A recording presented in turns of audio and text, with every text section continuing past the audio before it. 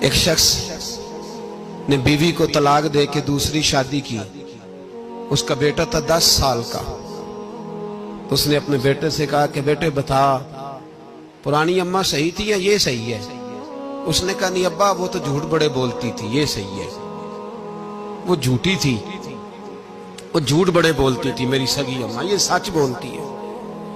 اس نے کہا وہ کیسے؟ کہنے لگا اس لیے کہ میں کوئی شرارت کرتا تھا تو میری سگی اماں مجھے تھپڑ مارتی تھی اور کہتی تھی تجھے روٹی نہیں دینی، جا دوڑ جا گھر سے. تو میں دوڑ جاتا تھا تو جھوٹ بولتی تھی نہیں دینی، پھر آدھے گھنٹے کے بعد مجھے ڈھونڈنے لگ جاتی تھی، ڈھونڈ کے لاتی تھی، پھر میری منت کرتی تھی، پھر مجھے کہتی تھی نہ مجھے ستایا کر، پھر میرا ماتھا چومتی تھی، پھر میری مرضی کا کھانا بنا کے دیتی تھی، پھر میرے منہ میں لقمے ڈالتی. جھوٹی تھی، پہلے کہتی ہے نہیں دینی پھر پیچھے بھاگتی ہے. یہ سچی ہے.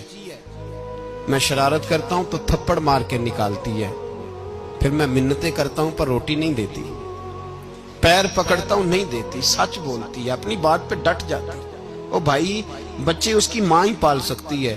تو نے 3 جملے کہتے سوچا ہی نہیں، تیرا کا گیا تو یہ تو نئی بیوی ملے گی، اور اس کا بھی کیا گیا، اس کو بھی شاید شوہر مل جائے.